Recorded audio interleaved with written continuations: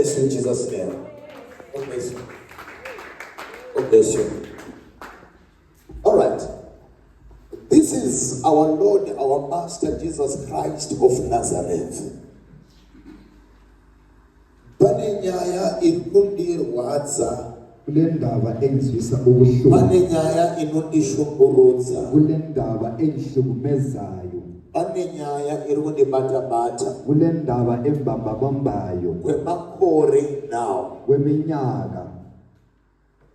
Ayinanizile ukuthi vanhu kana vachithi vakuda kuenda kudenga chaiwo chaiwo. Mina ngikwazi ukuthi abantu xa besithi bafunke ezulwini sibili. Varoda kunoitei. Bafunke uyenzani? Vanotenda muna Jesu semuzaumo. Abakholwa kuJesu ophakamisana izandla. Munhu Yesu unotosimudza zvakanaka. Kuhle umuntu aphakamisa. Okay, asingade kuenda kudenga simudza ruoko. Ongafuniki ezulwini phakamisa isandla. Remember mnawunenzwa motion. Asingade kuenda kudenga isa ruoko pasi. Ongafuniki ezulwini faka isandla phansi. Ubona, no answer chachai. Yi answer. Asingade kuenda kudenga isa ruoko pasi. Ongafuniki ezulwini faka isandla phansi. Sokubuyile be. All right, it's all right. It's all right. It's all right. But when I'm noiti, Nifunke yenzani? when I'm noiti, Nifunke yenzani? bana akanifarira wati mama ya birthday Bakhona abanjabulelayo bathi ukuthi kaNkulunkulu ibirthday mana February. uFebruary. Ngikanza ethi nende ku birthday. Utahambani ku birthday. Nikapikwa ma options. Abe nikezwe ama option. Alright, together ibali evangeli. Nebapha ama options. Abe nikezwe ama option.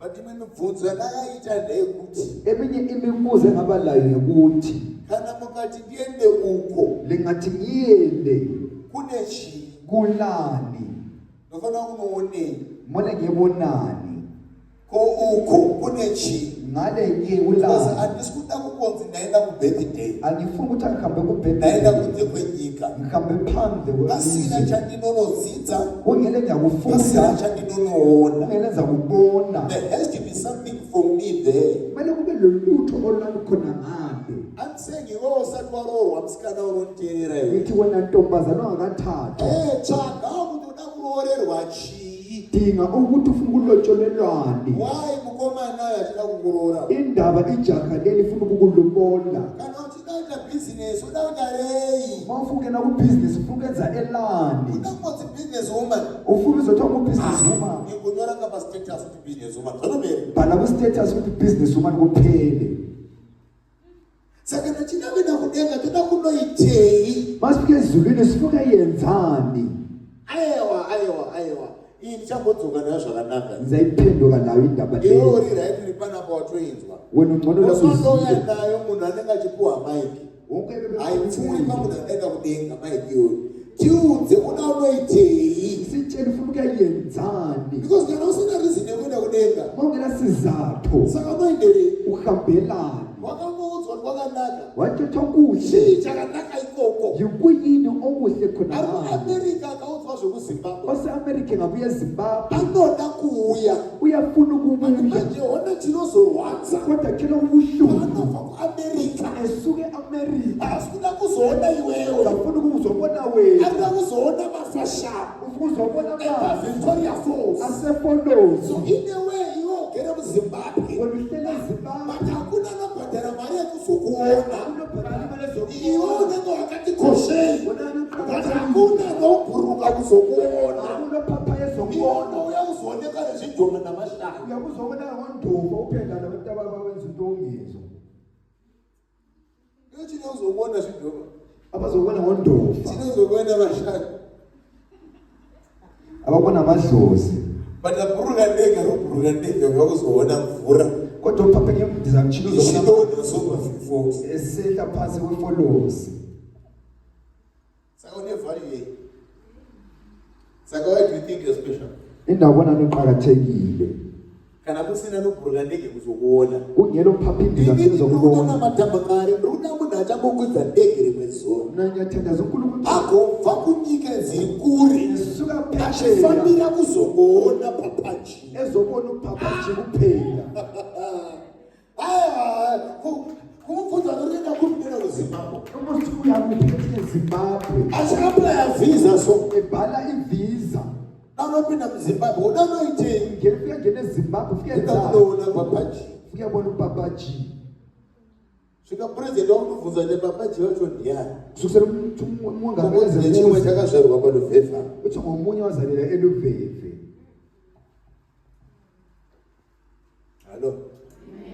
halo ndozvakanakira kuchata yiko kuhle ngokuchata achidikira muchato pauri mangikhuluma umtshato kuti nguwe ngapakuvire vamwe vanhu bhazi ngithi abanye abakhwela ibhasi vagorwa makilomita becha amakilomita vachida kuzoona kuti akuchata nani bezobona utshata ona iwe wakagara uri wasimai bebona uri pakati pevhei achikuya kuzokuona phakathi kwevheli from that moment wakosha munhu wamwari khona lapho siqakathekile inokurambidza kuti wauya kuzoona vhari iri pachitunha chako ngiyalela ukuthi bezobona ivali esesidumbini sakho chitunha chako chichakwirwa mabhazi isidumbu sakho sizakhwelela amabhasi wena ndakuzoita body viewing bezobona umzimba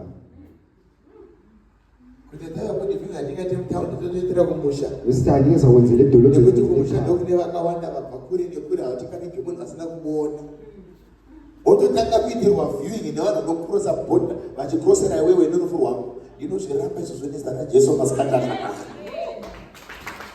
hakuzooneka mabhodhi viewing akakuona uri mupenyu hakuzoonekera kunzi unorwara aiwa vazoona nyasha dzajehovha iwe ukatenga mota kwayo vanhu vanokurosa mabhodha kuzoiona ngati wanganovaka imba mushe kune vachakurosa bhodha kuzoona imba yako vachida kuzoona kuti avaka vacho ndiani vaona uriwe riri kunzwika here mwana wajesu ngati magirajueterawo chaita vanhu ngavakurose mabhodha vachiuya magraduation yako vachida kuzokuona kuti agirajueta here ngehere ndina rundidzwa here hakuna eje kugirajueta ukagrajueta romudiki pane vanouya vakona vabuyayo ukagrajueta vati kurei pane vanouya kusagrajueta wavagogo purezidhendi chaivo vanoburuka pachee kuya kuzobata maoko kuti uyu asina kuita give up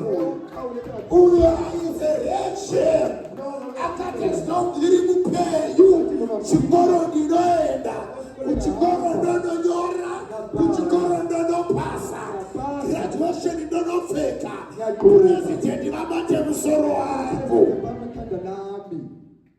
inarundidzwa here so you have no point at any time of this life that are going to give up chichoita target yekuti 2026 ndichambonokepewa chete zvikaramba 2026 2029 ndechinokepewa ndosvika 2030 ndapfeka heti yeblack ndosvika 2030 ndapfeka gauni reblack ndinari kudinzwa here chachajesu. God bless you. God bless you. God bless you. Now, zvese zvandiri kubata izvi konke kubambayo mamwe acho kana kuti zvizhinji zvacho okunye kwakhona madesire evanhu izifiso zabantu ona nayo mana minorwadza mani but ndiwe mani ndokumbira usijezwa nemukomana amusaisanganisa nedzimwe iyo toisaipasaji ngatonoiti oyasara anoisipeisepa checha jesu haleluya. Alright.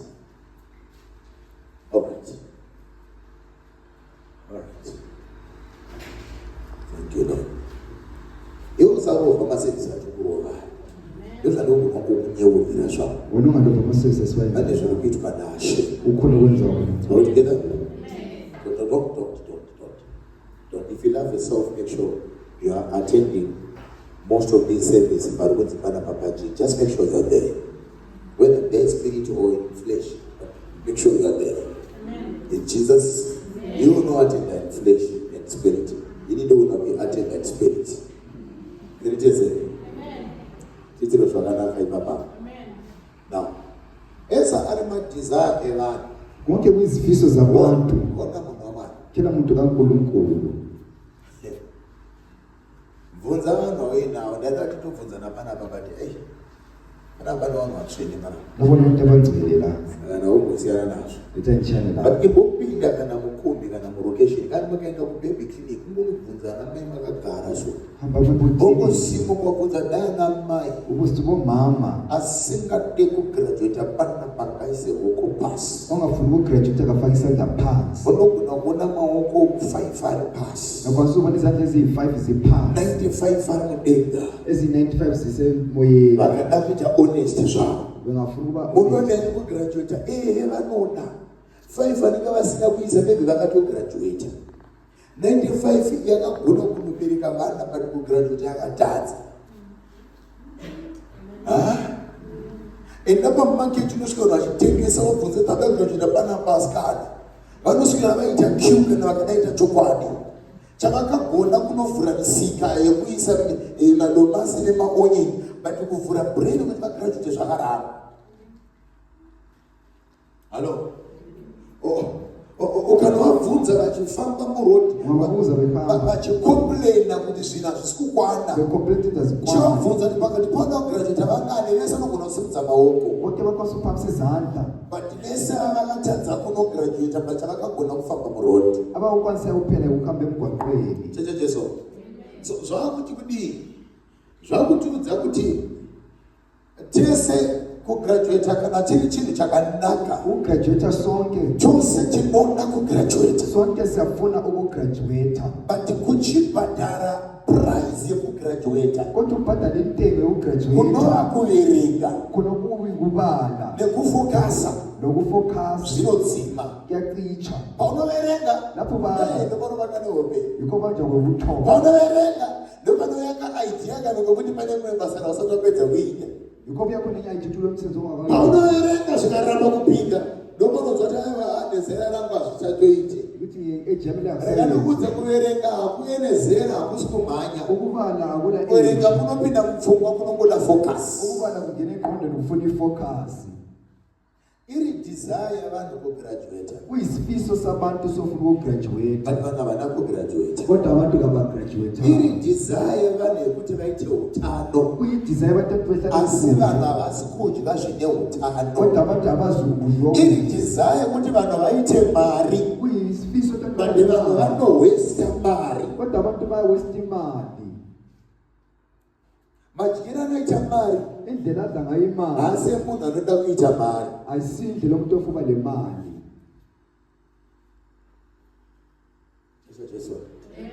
So nyika ine madesire. Ilizwe linezifiso. Ari apa alaphana. Ane desire yekuti aimba. Olapha nesifiso ane desire yemotikari. Ulesifiso semota. Ari muoffice. Osehofisini. Ane desire yekuti promotwa. Ulesifiso sokupromotwa. Ane desire yekuti mangwana mukariyeri yemukuru yemabasa. Ukuthi kubuye izikhulu emsebenzini. Let it not delay Jesus name.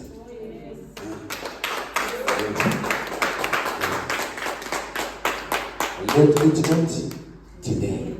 May it come without much effort in Jesus' name. It's time. Now, Ariba office. Osehofisini. Authority. Authority. Anishumudze kudzokera futhi mu-office. Ulesifiso sokubuyela. Authority.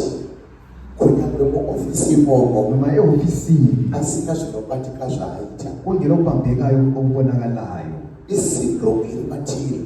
Into ekithi. Musikana asina kuqualifya kuroorwa. Intombazane engakwazi kuti vari kunipa mahard break. Uyakhathi banikeza vari kundirakidza kuroorwa. Banyalisa umthando. But iye asiri quality yemarriage. Kodwa yena engaso quality asina kuinvesta maari kuti apinde mumarriage. Engainveste ngakuthi. But desire.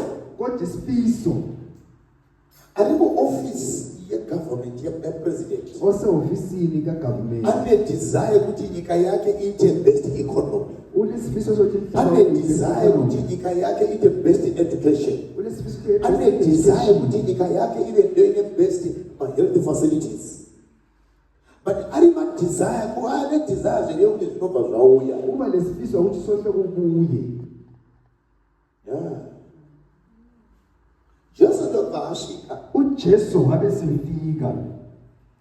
Vhesi 1 iri kuti vanhu vakasvika paari vachiita zvokumanikidza. Uvhesi 1 abantu bafika kuye They were beminyezelana. pressing to him. And it came to pass It came to pass, that as the people pressed upon him, as they were pressing upon him, vanhu vachimanikidzana kuita mavhu namarara. to hear the word of God, Hapana chavaida kupiwa, havana mari avaida kupiwa naJesu, havana hembe dzavaida kupiwa naJesu, hapana chikafu chaihoreswa naJesu, but vaida kunzwa shoko. Ndinonamatira chechi yakadaro pamazuva edu, ine nzara nekunzwa shoko raJehovha. Anoti nyangwe ndikaenda kuchechi ndikasaprofesaiwa, ndikuda kunzwa the word of God. Ari kuti kudii?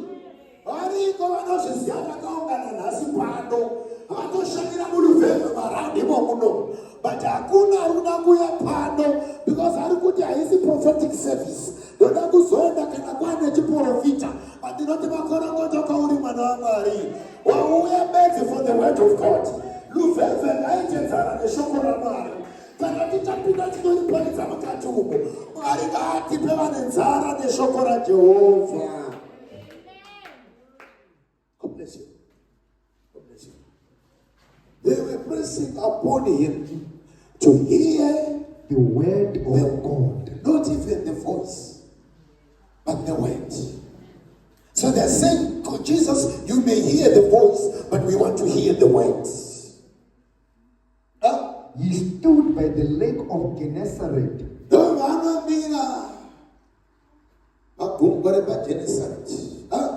and saw two ships standing by the lake. Kunenge abva muguta achifamba, vakazoramba achipusha, Jesu akaramba achienda, achida kupinda napakati pavo, madhova achipusha, kusvikira vana natozosvika kuvhura vanavo, kuti tikrose panapa pakuda simba raMozisi, takuda kucheka mvura napakati tikrose, vandiri kurosa ndichienda kupi kune vanhu varipo, but ndokuona futi nekuti ndi Jesu anoobserva, kana uri mwana wake vamwana akanoobserva masikati amasi. Observa kana nono pane mashipu maviri, ndokuzati kana paita mashipu ndaane platform, handingotizirani, kana ndasvika pane shipu ndakutotanga rimwe basa panapa. But the fishermen were gone out of them and were washing their nets. And he entered into one of the ships, which was Simon's.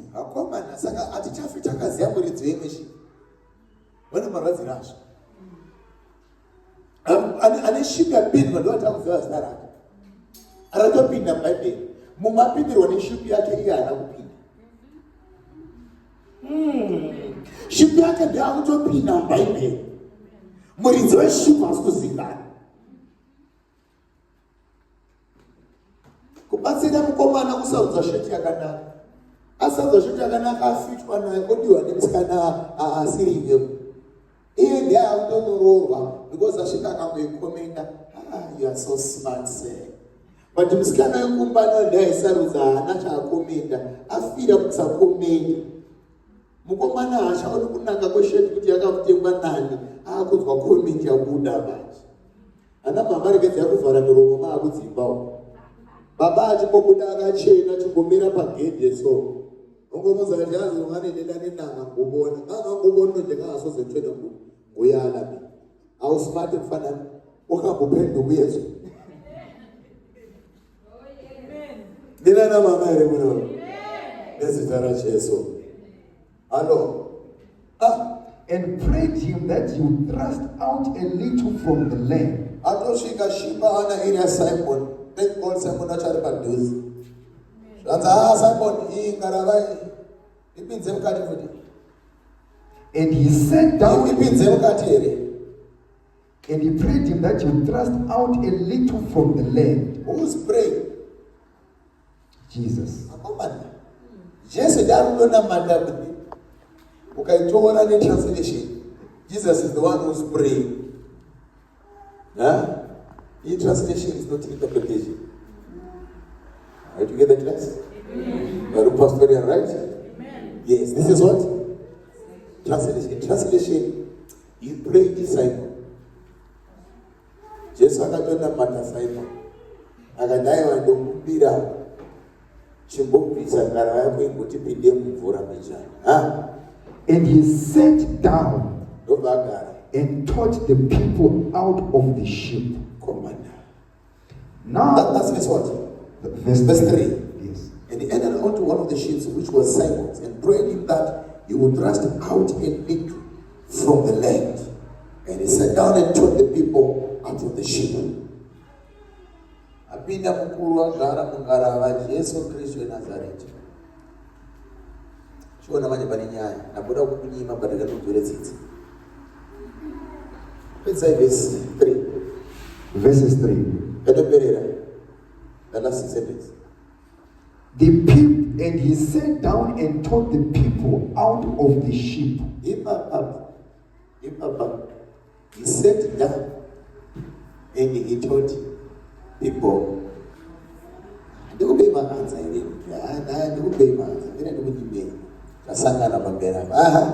Now when he had left speaking, okay, he said unto Simon, yes, launch out into the deep and let down your nets for a drought. For a drought. And Simon answering said unto him, Master, we have toiled all night and have taken nothing. Nevertheless, at thy word, I will let down the net. Not with my friends. I, and only I, will let it down. Yes. Who's in it? Who's in it? The net. I'll lay down the net. And when they had this done, they enclosed a great multitude of fishes.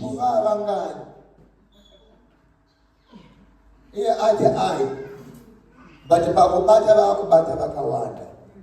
Ndoda kuudza munhu wamwari kuti vanokumba kwako kusuri kuzivhizitwa nevanhu.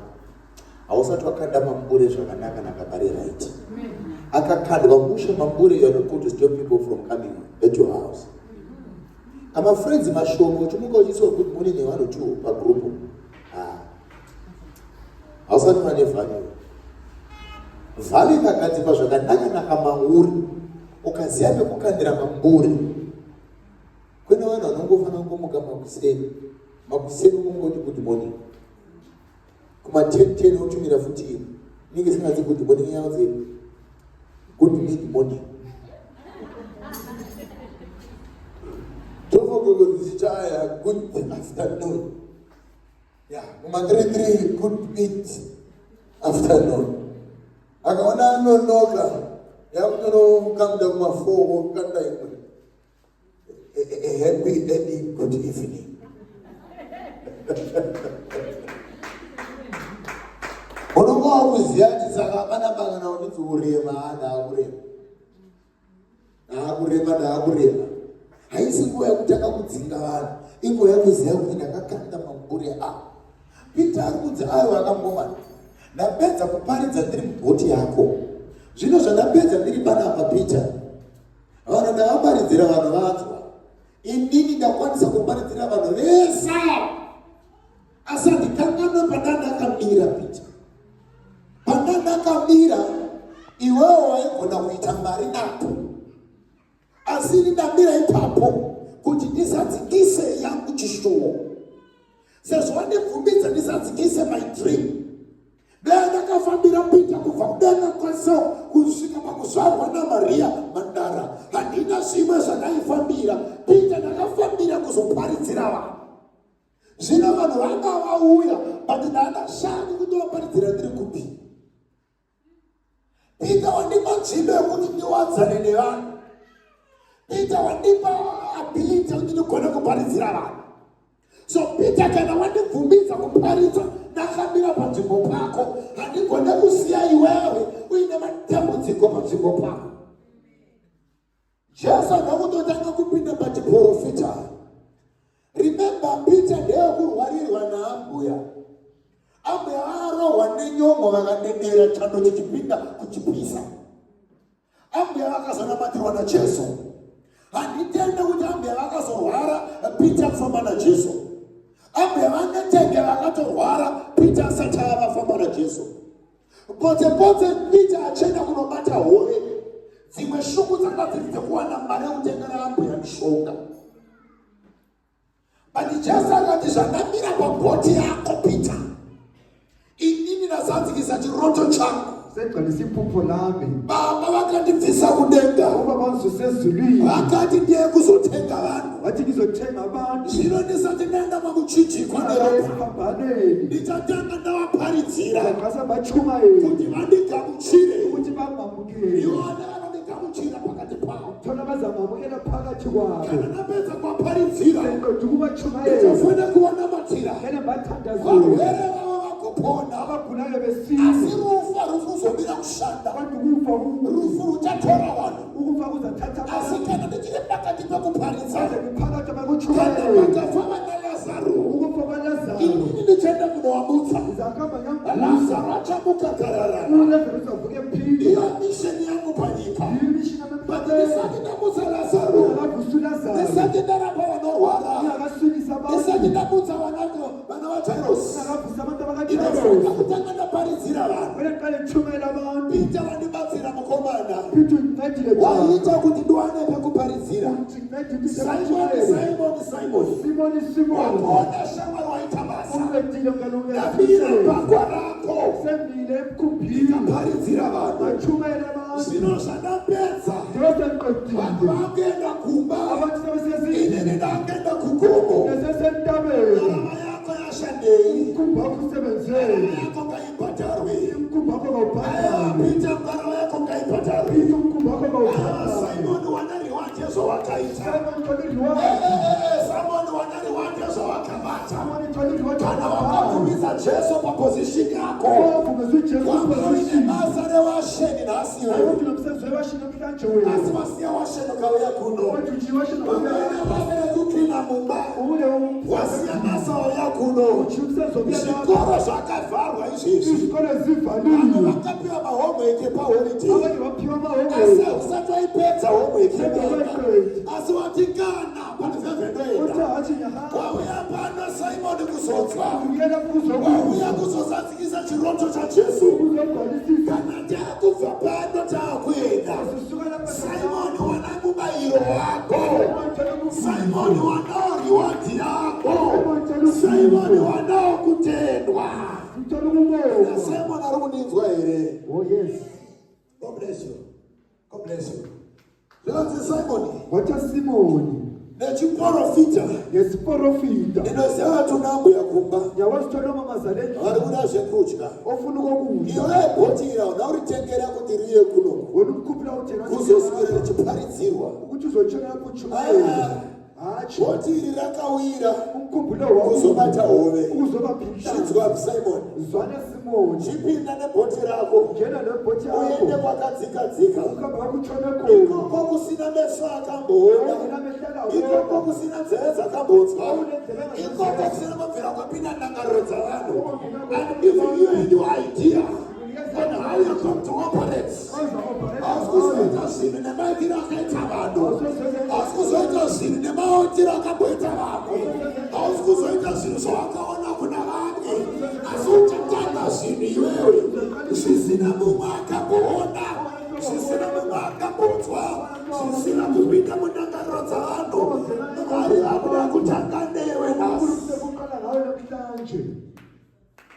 Anzaiwa vatahachi enda kwakadzikadzika, amba kuchone khona wenda unoisa mambure amba ufaka ineti zakho for a catch, ukuthi ugole, for a catch, ukuthi ubambe, for a catch. ukuthi ubambe. You are going to cast your nets Uzajikela amaneti into akho the deep okuchone khona only for one reason, isizathu esisodwa for a kuphela catch. ukuthi ubambe. The man is saying, "I vakandarara usiku wese." Ini na fisherman by profession. Mina ngumfisherman I been profession. doing this business before Jesus were here. Ubensenza ibhizinisi uJesu And we do this thing overnight. senza into le ngobusuku. Sita na usiku. Sukenza ngobusuku. Tinozobata usiku. Salubambe Le ubusuku. usiku wanasitangatipo. Ngobusuku Jesu nokukumba kwakachena. uJesu lelo.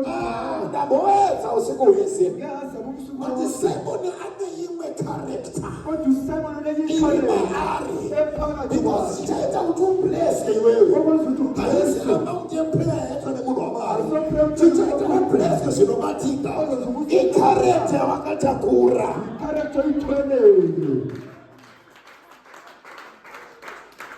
Ma-declarations anotsho vanhu vese vakateerera. Ama-declarations But the declaration anomanifesta zvakasiyana. Kodwa manifest Saka declaration manifest. Ayisina yekuti declare.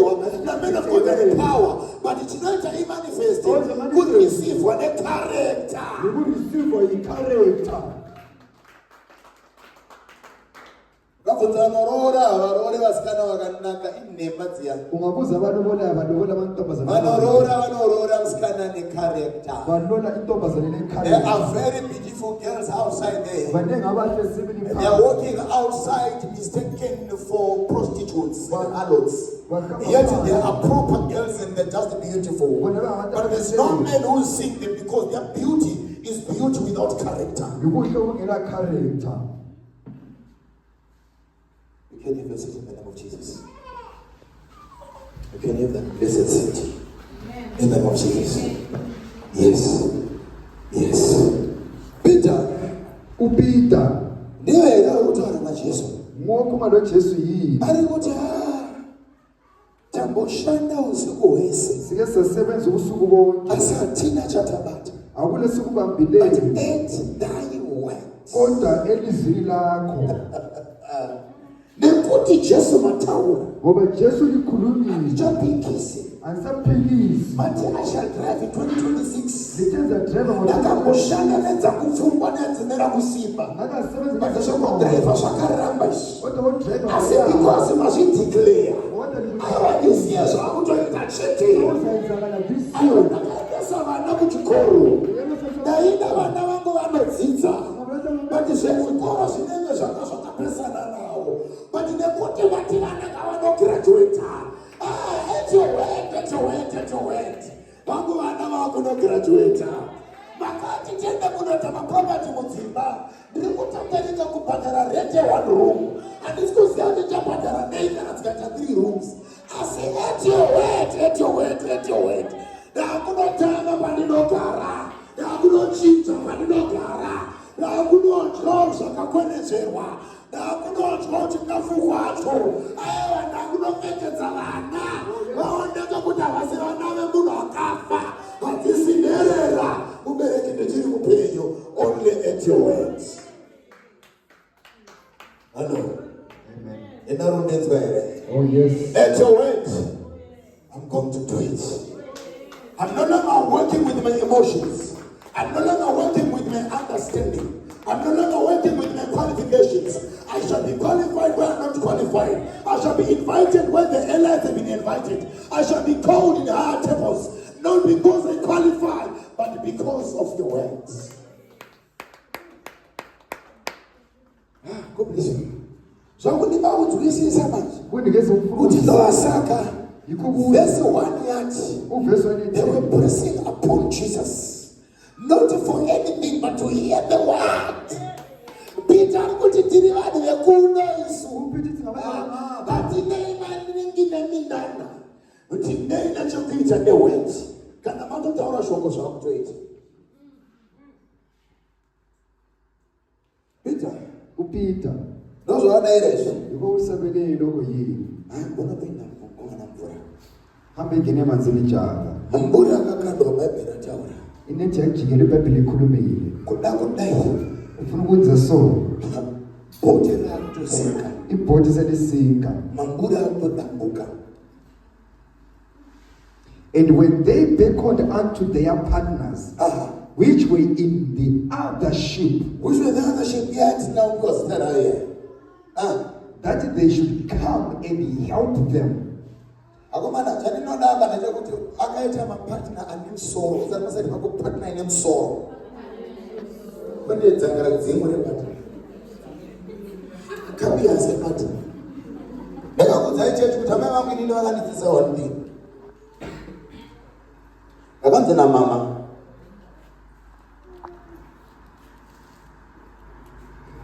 and they beckoned unto their partners which were in the other ship that they should come and help them, and they came and filled both the ships. Ndakanzi namama vanangu kazhinji I don't know if it was true but it's kazhinji hazviite kuti mufamily yevanhu 5 mese mukwane mupfungwa vanotoita one bega nokubega ameno vaireva kubenga ngokutodhunya ngokuti waya chaiko here kana vaireva kuti kune one anofanira kusara asingaite zvakanaka.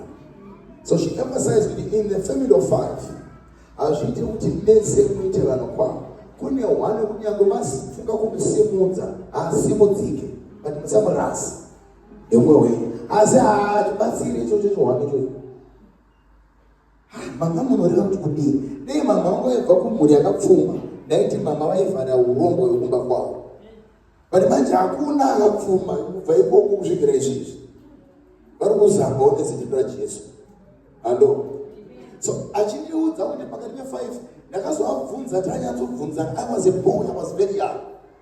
Ndikati kumama zvikaitika kuti hapo tiri 5 zvikanzi there is only one thing manangu ukaona washaya ane dzinodhunya muri 5 chitoziva anodhunya wacho ndiwe.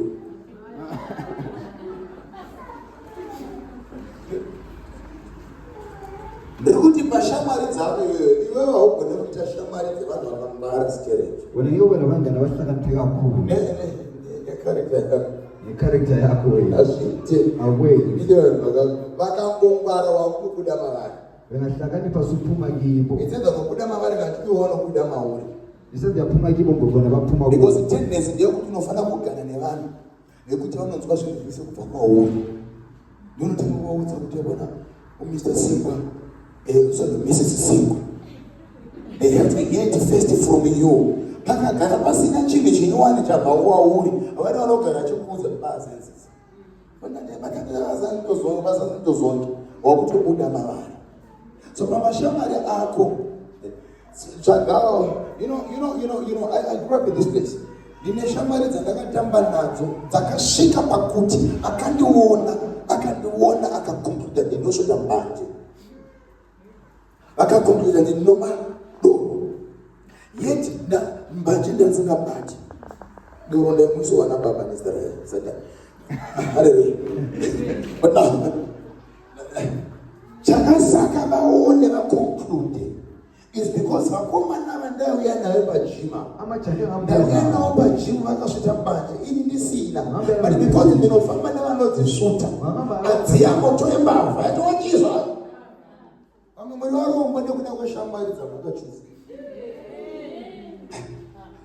vamwe muri uratadza kutaura nematanzi nekuda kwevanhu vanoswera navo even if I want to church because moment vanotaura nematanzi wakamira panapa wakafuratira so unonyatsonofunga ari kukonako kuti saka kandidzo ndautaura nematanzi tonotaura sei kuroti takuenda mumba vatanonditi kudii saucharamba uine ndrovu inoramba kusimuka mauri nekuda kwetaipi yeshamwari.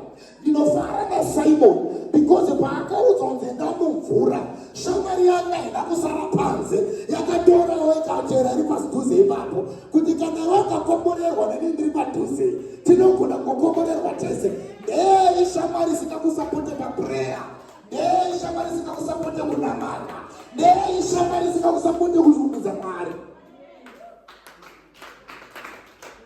Muchiva pachechi munobatsirana kushora zvese zvatika pachechi kushora samashora nhunzi yabhurula muchechi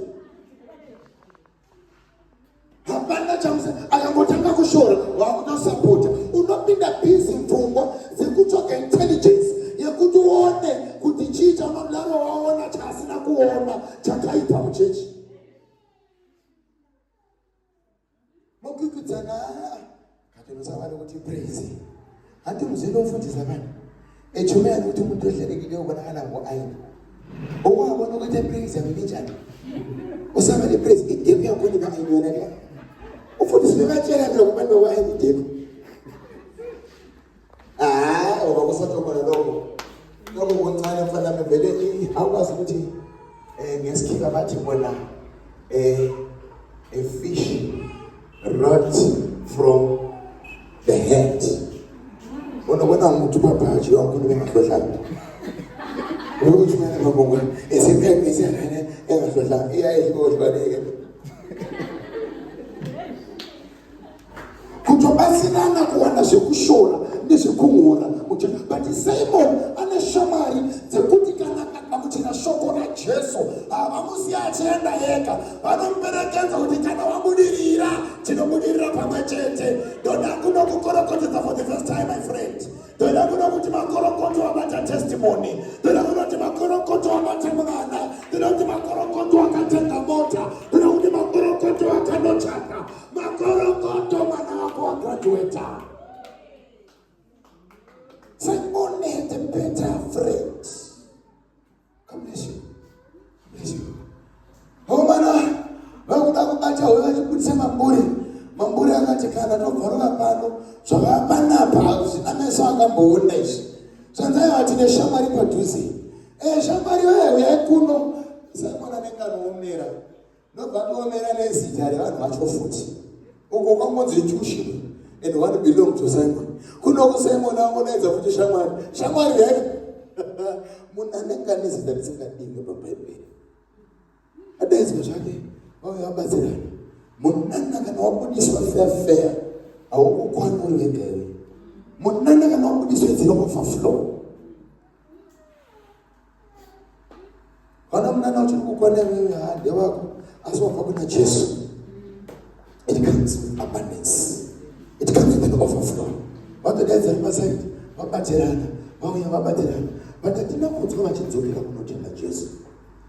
Why? Because zvaitika neJesu ari kutenda iwe sei Jesu akatumira kuhove manya Genesis chapter 1 verse 26 mumanya baba tikaona God say compare 28 na verse 28 ariko atuma kuna chimwe chiarea chandinokumbira kuti Mwari masikati ano kuti abatsira iwe wandiiswa pandau iyi because some of you are very big prayer warriors maakutosvika kuritaya kuti maprayer warrior mandikusina mari zanzi.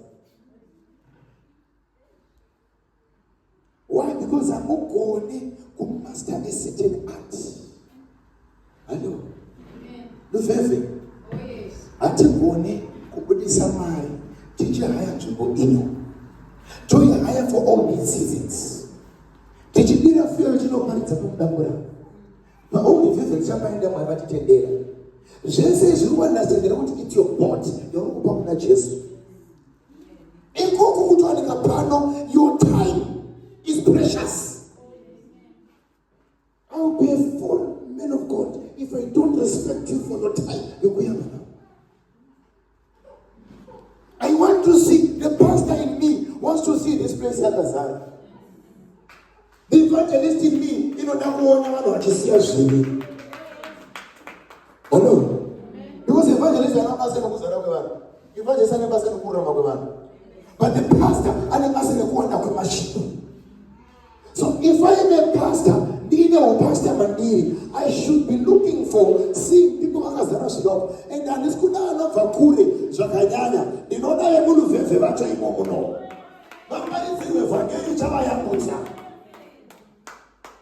but handigone kuchizoparidza ndosimba kuya panapa iwe usipo chatonipa simba kuzari chawana iwe zvekuti ndinge ndiri vangana ndina basa nazvo shipu yako ndo yandiri kuda and handisi ndinoina ndiJesu ari kuina ndakutokukombesera bepa apa ndakutouma maanza ndondowari zvako tichiva tiri vashoma kudai mumwe yanogoratazokuti apa ndifundise why vasingatete give up how many weeks ago takadai aridza vhangeri iri muchechi ino amai ava vakatakura chimwana icho chichiyamwa chatokudabanze chichiri kuyamwa izvezvo chakutikudza churu chimwana icho chakutovereka halo zvisina neimbo takamira naro vhangeri. Nhasi una patapa tane vanhu vanochena chena vatora magogorosi kudai mutechi vanhu vanokrosa town vagobuda vagopinda mutown of vagoribuda kuseri kwaro vachiuya kumagume ebhulawayo kuno.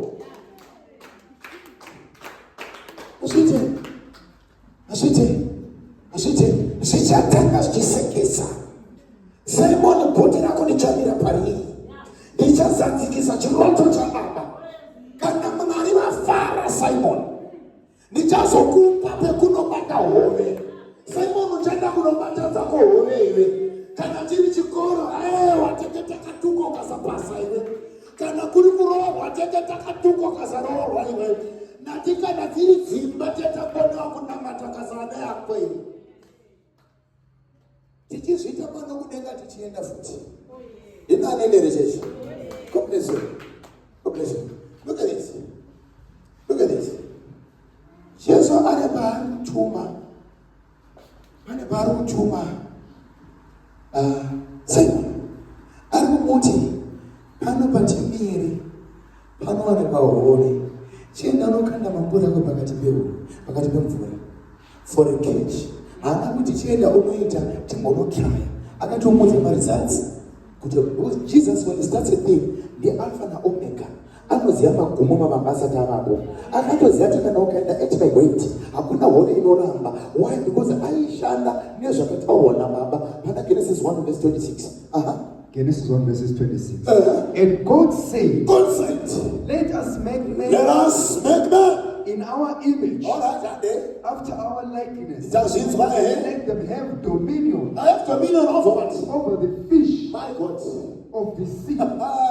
Saka Jesu ari kutipita kune chakabva kuna Baba kutara chekuti kana uri munhu ari pasi pezuva, you have dominion over the fish. But watadza kushandisa dominion yako because hauna word of God. But ndakutikupa these words handisi kucreata chinu one, ndiri kushanda nezvakasikwa naMwari kudhara. Mwari akati iwe, you have dominion over the fish. Saka uye pano ukaita toil over the night, ukaramba usina hove. Kana ndabva kuna Mwari ndichakupa shoko. Kana ndakupa shoko, hove dzichapfugama pauri. Saka hove hadzina kubata nekuti dzanga dzakagara padeep sea. Dzakabatwa because kune dominion over the fish. Not the fish of the river, not the fish of the pond, but the fish of the sea. Akazoita zvakanaka patakambira ndo pasi pacho. Tichagotendereko kumwe tidisplay simba raMwari. Jesu akati ndiri kutanga ministry, but ndakutotanga nekukatangira Mwari. Mwari havana kutanga nekumutsa vakafa, akatanga nekuti dominion over the fish. Saka fish ichena unobata Simon. Ndiri kuti iwe kune Genesis yelife yako, Mwari chavakakudira usatouya panyika panapa. You didn't come here by mistake. Hauna kuvhunudza Mwari vakakauka wapano. God has a plan for you, and the plan has to start now after we are done preaching. Tokana tumina nekuhove. Saka Jesu kazobva kuti zvese zvandinoita ndinoita zvandinoona Baba vangu vachiita. Haasi kunyepa because pana Peter akataura zvehove nokuti Baba vake vanga vakataura zvehove. Jesu. Uchibva pano kana wandipa nguva yako chimbonotesta nyasha. Chimbonotesta. Tichienda masvondo. Tichiri kuenda. Ukandibatsira kuti wasangana naye muroti. Ungomuudza kuti kune chimwe chiri kupfuta palivhevhevhisenda. Iwe ungomuudza chete. Shoko randakupa iri richamutokoda bedzi. Anotevera pano chete.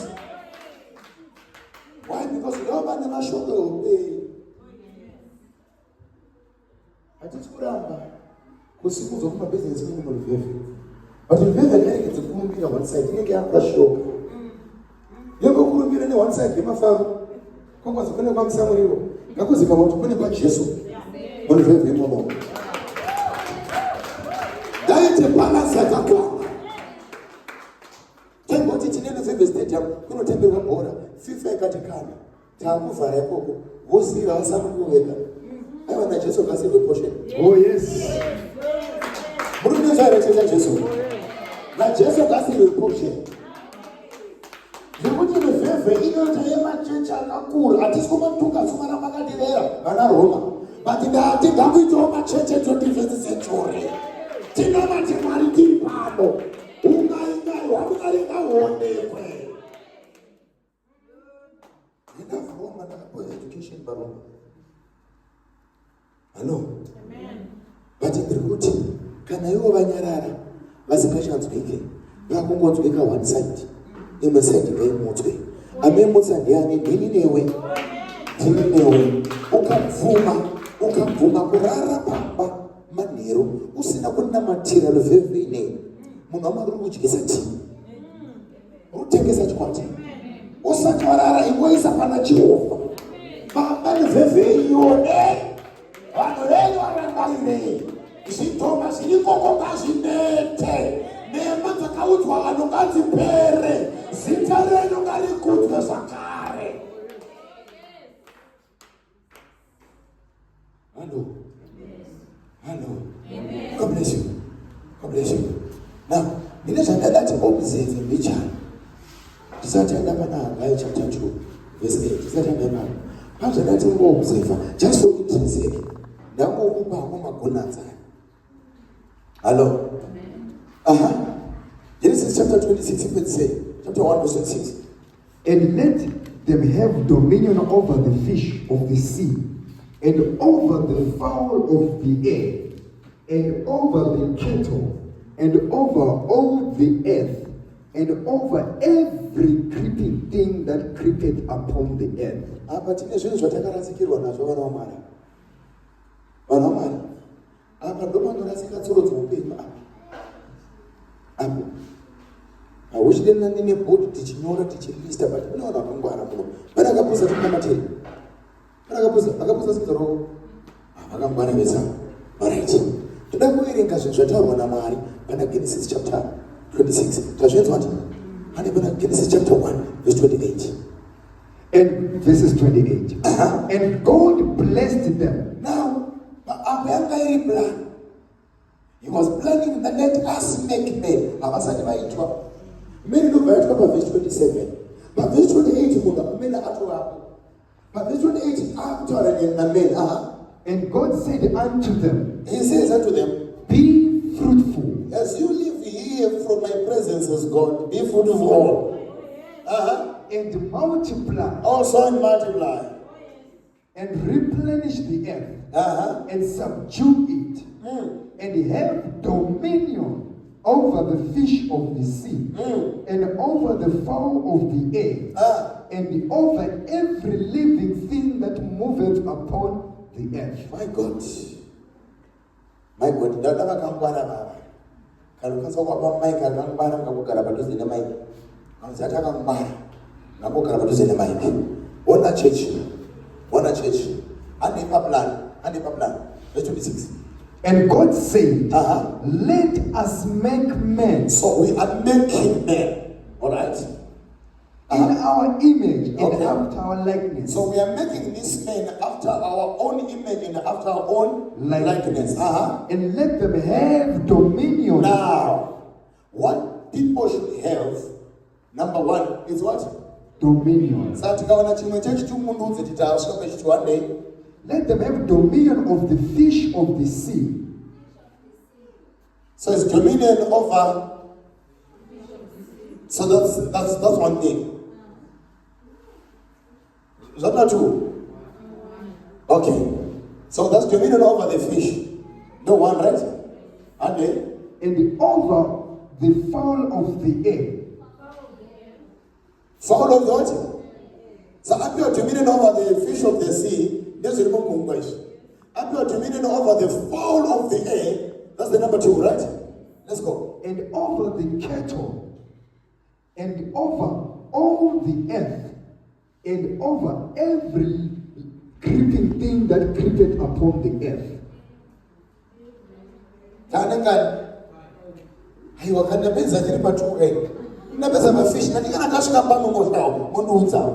Let's communicate. Tababa fish, taken number 4. Makuta number 5 is saying. Over the kettle.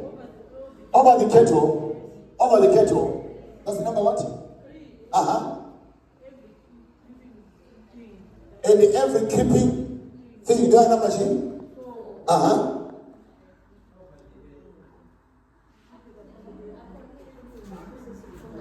Over the earth. And over the earth. Yes. All right. And let them have dominion over the fish. And over the fowl of the earth. 2. And over the cattle. 3. And over all the earth. 4. And over every creeping thing that creepeth upon the earth. 5. So, Tanya 5 things. Ziripa plan ya mangaro. Hello? And the person is a poor verse 28. How many are they? Let's count. And God blessed them, and God said unto them, Yes. Be fruitful and multiply. No.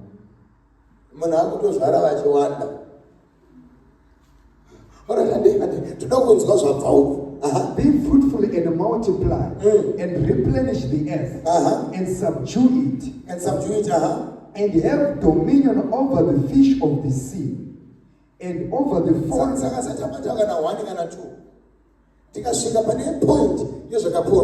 We should just say one day.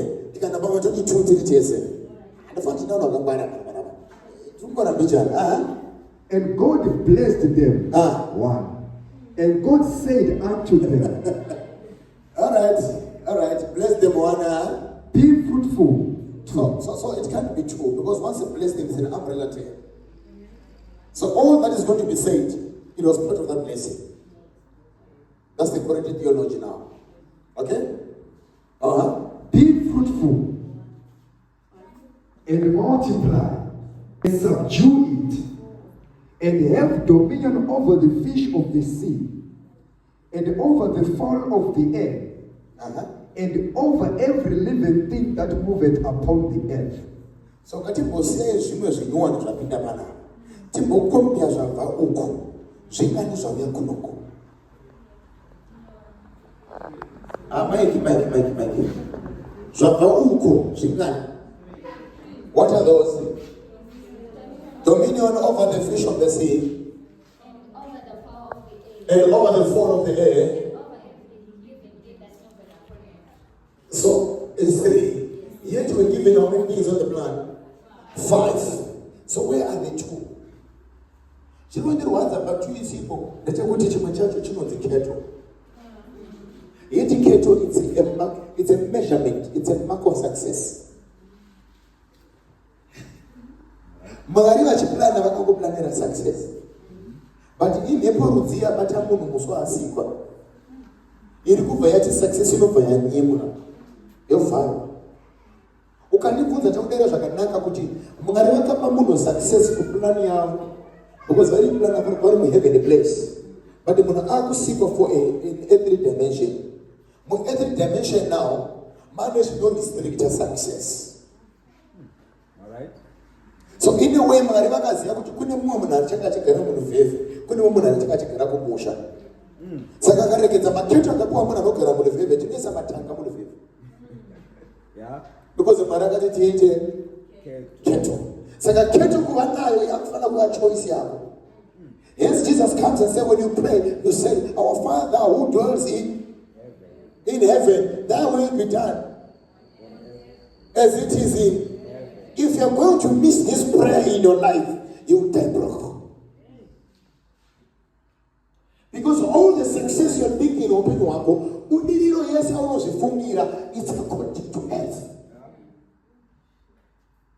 Hakuna munhu akazvarwa muneba ulisina Lamborghini anofunga kuti Lamborghini mota yemusoro.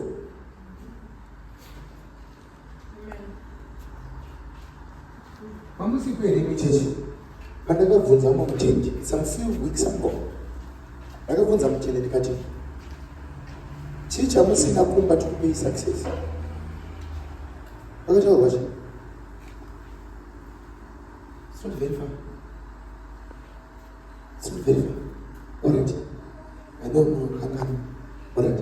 Ndakabvunza zvekugodi nomvura pamba zvikanzi mugodi tinawo ngasaka ndochikupai chii vakasaudza chii ngoni akatozoya nemunhu masola ndindakamataura muridzi wenyaya akatoshaya imwe every success mumwe waunobvanzwa success iri ngoro iwe success yako yekundafita yake success ingoro. So you have to know as a woman of God that you don't give people what you want or what you think is right for them. You give them what they want, their definition of success.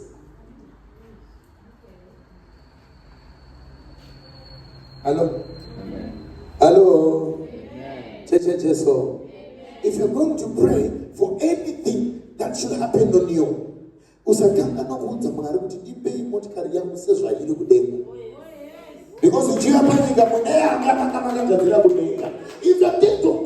to give me a wife, depend my wife as it is in heaven. Because I'm not going to find a wife, I have to discover my rib.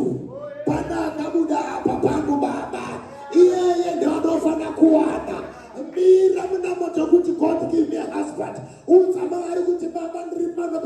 a rib.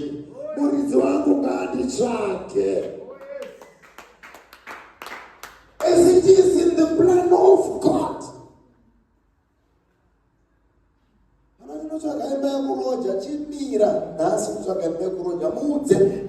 Location as it is in heaven.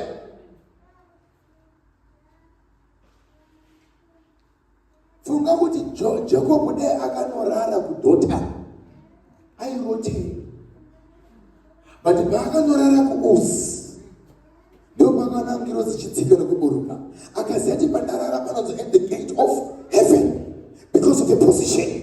Your success in a position. Kukutora zvakana nanogara muHarare unofanira as long as Harare is in a location yako hakuna chichakufambira ikoko. But kune mumanoenda. This is why people when they come mfundisi mfunuke goli ntomkhulekele engukala ngucheke ukuthi wena ulempilo yini egoli umbuthatha ludumo umuthathekile imoto yezesa kafuneka Jesu.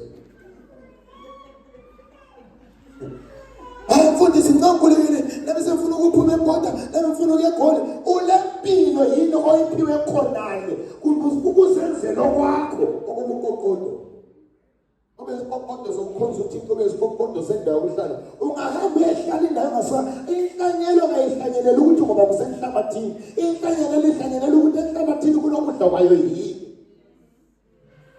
ungayithatha inhlanyelo uyifake enhlabathini ngoba inhlabathi iza kuyangisa ukumila. So if uzocela uThixo umcela akufake endaweni ehlambelana nawe edalelwe wena ungathatha unkosikazi odalelwe wena awuthwali inqolo ekhanda lethule akakunathisa medication yestress never. But because uyathatheka, but because awazi uku-align your prayer well, you will lose out kulokhu uThixo akukhethele khona ngenxa yokuba nguthathekile. Ukonongeza katika Jesu. Bana ndabasire masikatana.